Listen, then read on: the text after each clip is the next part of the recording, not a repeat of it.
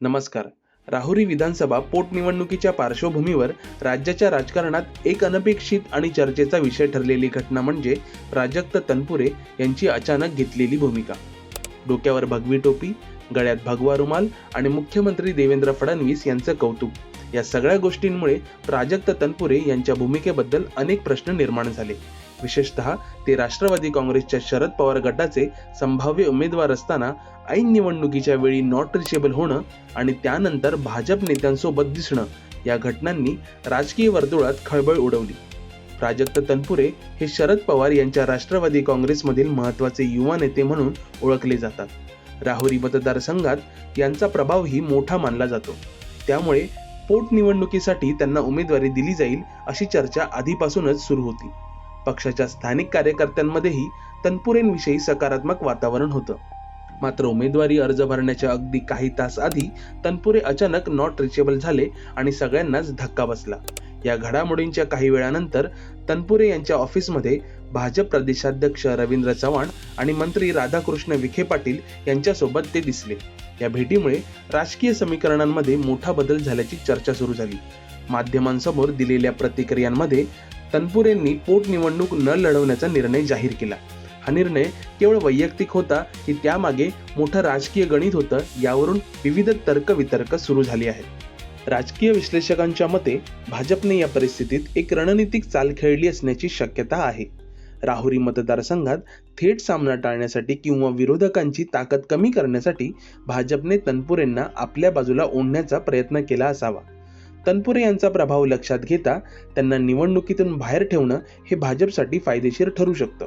विशेषतः जेव्हा विरोधक एकसंध नसतात तेव्हा अशा प्रकारच्या हालचाली निवडणुकीचा निकाल बदलू शकतात.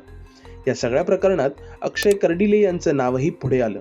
भाजपकडून त्यांना पाठिंबा देण्यासाठी तनपुरेंना विनंती करण्यात आली अशी माहिती समोर आहे. यामुळे भाजपने स्थानिक पातळीवर मजबूत उमेदवार उभा करण्यासाठी आणि विरोधकांच्या मतांमध्ये फूट पाडण्यासाठी हा डाव टाकला असावा.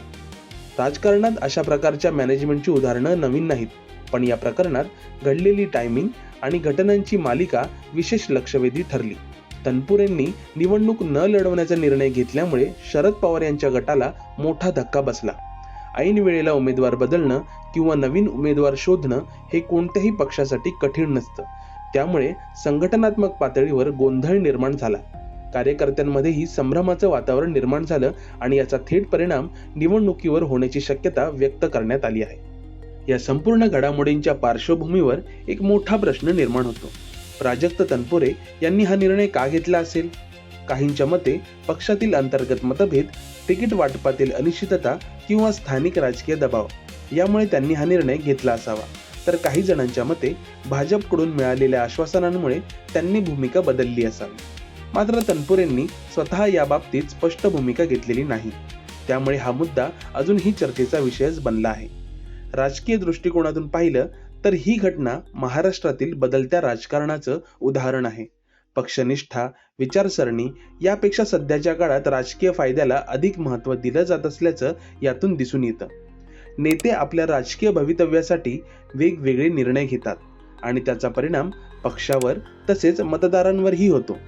प्राजक्त तनपुरे यांचा पुढील राजकीय प्रवास काय असेल याकडेही सगळ्यांचं लक्ष लागलं आहे. ते भविष्यात भाजपमध्ये अधिकृतपणे प्रवेश करतील का की स्वतंत्र भूमिका घेतील याबाबत अद्याप स्पष्टता नाही. मात्र त्यांनी घेतलेला हा निर्णय त्यांच्या राजकीय कारकिर्दीसाठी टर्निंग पॉइंट ठरू शकतो हे निश्चित. एकंदरीत राहुरी पोटनिवडणुकीच्या निमित्ताने घडलेली ही घटना केवळ एका मतदारसंघापुरती मर्यादित नाही. ती महाराष्ट्राच्या व्यापक राजकारणातील बदल, रणनीती आणि सत्ता समीकरणांचं प्रतिबिंब आहे. आगामी काळात अशा प्रकारच्या घडामोडी आणखी वाढतील का आणि मतदार त्याला कसा प्रतिसाद देतील हे पाहणं महत्त्वाचं ठरेल.